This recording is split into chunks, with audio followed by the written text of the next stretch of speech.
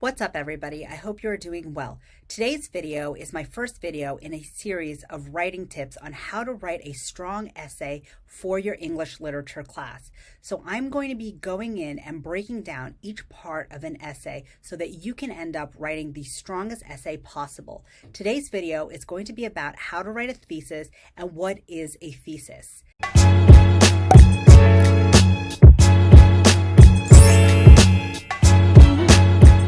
The thesis is the most important part of your paper. It is the anchor of your paper. It is the foundation of your paper. It is the compass or roadmap of your paper. The thesis is the point of the essay. Once the reader reads the thesis, they know why they are reading the paper. They know why you are going to be choosing certain quotes and evidence to prove your thesis. It is the argument that you are going to prove in your essay. When I say paper and essay, I'm using that interchangeably. They mean the same thing for me. And I am specifically talking about English essays. I'm not talking about scientific papers or history papers.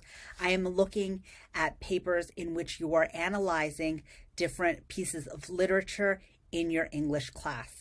A thesis for an English paper will focus on one type of literary element. You might be focusing on plot or characterization or symbolism or conflict, theme, symbolism, imagery. You can use any of these things in your thesis, but it has to be very direct. You're usually going to talk about the characters or some literary element that you want to look at within your paper.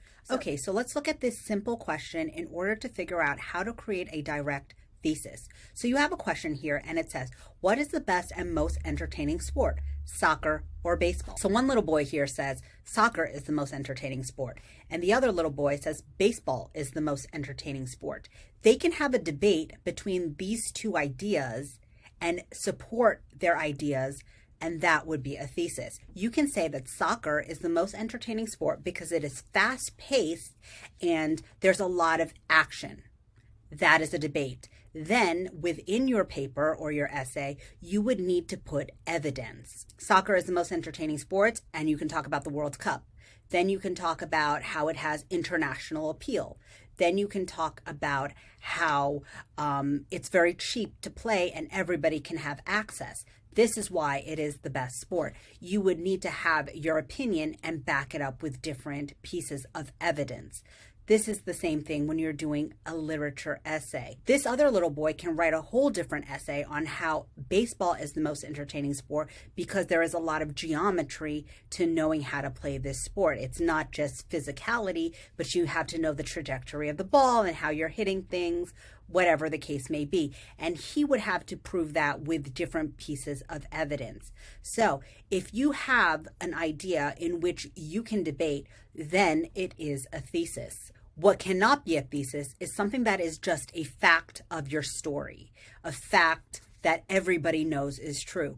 Saying that baseball is a sport is not a thesis because that is a fact. There is nothing that you can say to debate this idea.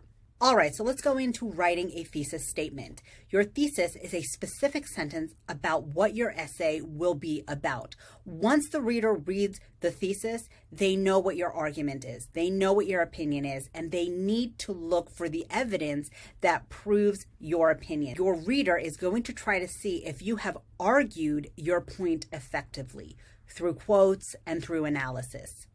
You will prove your thesis within the essay by using text evidence. Now, text evidence comes from the specific piece of literature that you are reading. If that is Julius Caesar in Shakespeare, if that is Macbeth in Shakespeare, if that is To Kill a Mockingbird, that is where you're going to get your text evidence. If you're comparing two pieces of literature like Peter Pan and Alice in Wonderland, you would be getting your evidence from those two pieces of literature.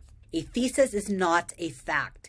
It is an idea and an opinion that can be argued and proven in your essay.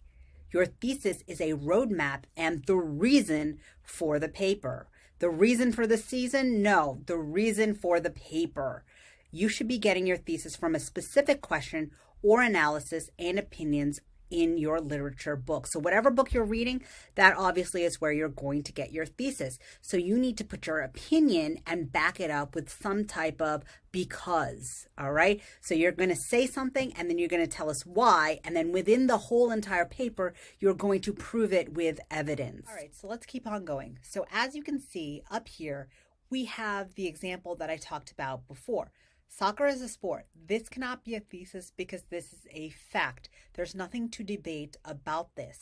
However, soccer is the best and most entertaining sport because it is fast-paced and has international appeal. Now, this is an opinion, and you would need to prove it with evidence. You would need to show the international appeal that soccer has, how many countries play soccer, how many countries in which soccer is the most popular sport. You might need to show stats and how fast-paced it is. You might need to show how many people are in the audience when there's a soccer game, and then talk about the World Cup. Now, these are just ideas that I thought up off the top of my head, but these would be evidence pieces because this is an opinion. So the same thing would apply for when you are writing a thesis for an English literature class. Now, a thesis for an English literature class will be an idea taken from a book or a text that you are reading in class. A strong thesis gives your position or opinion and a reason. So you're going to state something, and then you're going to tell us why. You're going to give that because, so that it is a strong and clear and narrow thesis in which you will be able to prove within the confines of your essay. You don't want to have a thesis that is too broad, or else that will take you pages and pages and pages to prove. Let's take a look at this example that I have from Shakespeare's Julius Caesar. In William Shakespeare's The Tragedy of Julius Caesar, the main character, Julius Caesar, lost his power and ultimately his life because of his arrogance and unwillingness to compromise.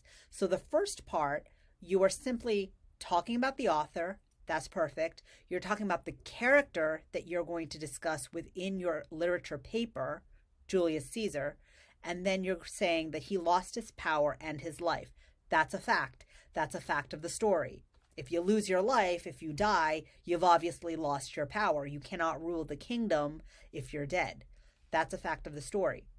Then I add because of his arrogance and unwillingness to compromise, in which you are going to need to prove this through quotes, text evidence from the book in your paper. You're going to need to find quotes that shows Julius Caesar is arrogant, that he is unwilling to compromise, that he became too big and didn't listen to anybody. You want to pick strong quotes and then deeply analyze that in order to prove your thesis. Your thesis being Julius Caesar lost power and ultimately his life because of his arrogance and unwillingness to compromise. Do you see how this is a focused thesis?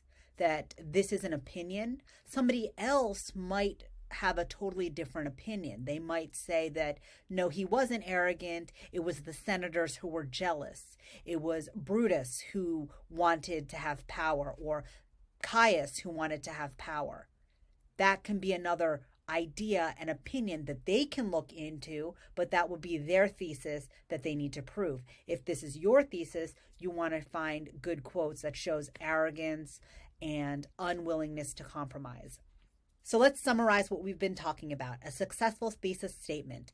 Usually one sentence. Yes, it is usually very direct. It is one sentence and it tells the reader what they're going to read about within your essay.